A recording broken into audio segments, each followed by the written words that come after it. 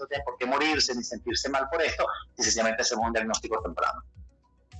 Bueno, diagnóstico temprano y además recomendaciones importantísimas que dan ustedes los médicos para cuidarse, ¿no? No solamente la próstata, sino todo el cuerpo, ¿no? Como dieta, ejercicio, evitar pues, hábitos nocivos para la salud, ¿no? Totalmente, totalmente. Hay muchísimas cosas que tenemos que tener en consideración cuando hablamos de esto. Y para que tengas una idea, lo importante de esta enfermedad, sé que esto lo hemos hablado muchas veces y yo sé que tú eres un muy buen alumno y ya manejas muy bien estos números, pero bueno, la idea es recordárselo a las personas que nos escuchan. ¿Y qué es lo que tenemos que hablar? Muy sencillo. Vamos a hablar de estadísticas, pero vamos a presentarle de una forma sencilla de entender, porque cuando empezamos a hablar de porcentajes hay gente que se pierde un poco. Yo se lo voy a poner así. 8 hombres, 8 panas, 8 amigos, 8 compañeros de vida, panitas que están en una parrilla. De esos 8 hombres, uno va a tener cáncer de próstata. Entonces imagínense todos los hombres que me están escuchando por encima de los 50 años, en su grupo de amistades de 8, que esperemos que no sea de las personas que me están escuchando, sino de otros, puede existir un paciente que va a tener cáncer de próstata. Es decir, 1 de cada 8 hombres estadísticamente es una enfermedad muy alta. Pero tiene el gran problema, tú hablabas sobre estilos de vida y una cantidad de cosas. Nosotros llamamos en medicina factores modificables y factores no modificables para una enfermedad. ¿Qué es un factor no modificable? Es decir, el ser hombre es un factor que nadie puede modificar. El que es hombre y puede tener cáncer de próstata porque tiene próstata. Es un factor no modificable. La parte genética, es decir, si mi papá tuvo cáncer, mi abuelo, ya sea paterno, materno, los hermanos de mi papá, o los hermanos de mi mamá, o las familias cercanas tuvieron cáncer de próstata o de mama, yo tengo mayor riesgo de sufrir de cáncer de próstata. Es un factor no modificable. ¿Cuáles son los factores modificables? Bueno, el estilo de vida, como bien lo dije. Se ha demostrado que el hecho de tener un buen nivel de vida no significa que no nos podemos enfermar, pero disminuye el riesgo. Si yo me monto en una moto, Adrián, con todo el cuidado del mundo, me pongo el casco, la chaqueta, manejo de forma prudente, de día, sin lluvia, el riesgo disminuye. Entonces, el estilo de vida, la obesidad, el alcohol, el cigarrillo o el hábito tabáquico,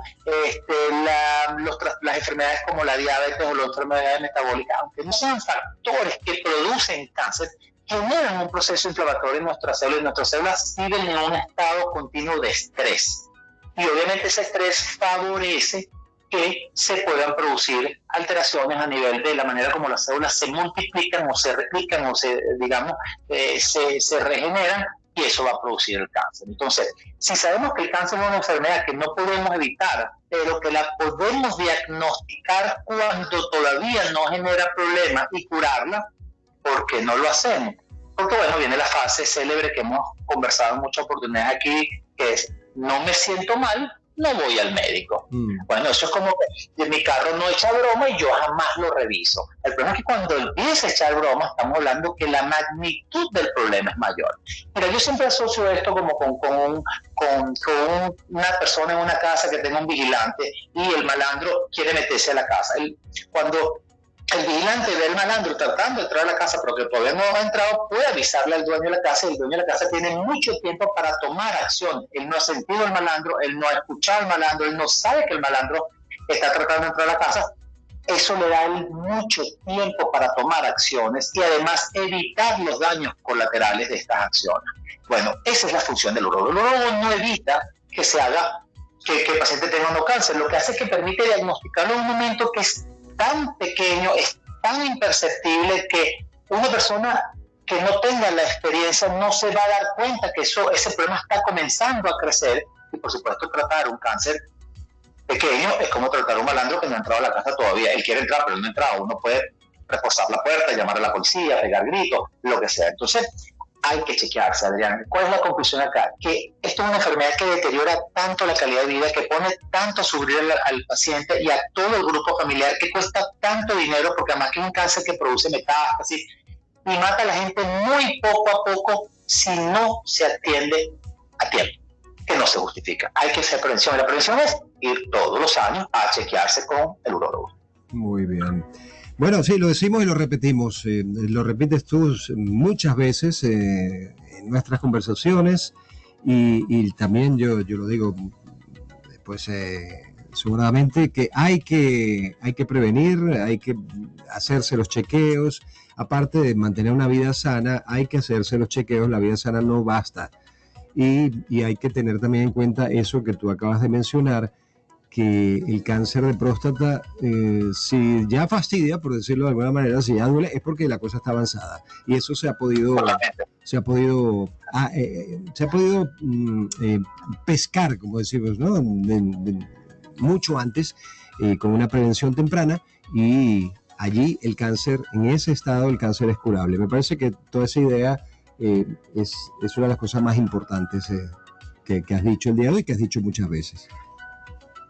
Sí, Adrián, y de verdad que mira, a nosotros nos preocupa mucho y no me quiero extender mucho, sé que el tiempo en radio es muy valioso, pero le voy a contar una anécdota muy rápido. Tengo un paciente de 58 años, gracias a Dios el señor ya está saliendo de la situación, negado absolutamente a hacerse evaluación, se sentía perfecto, además que era un paciente que no tenía crecimiento prostático y no tenía molestia ni siquiera para orinar.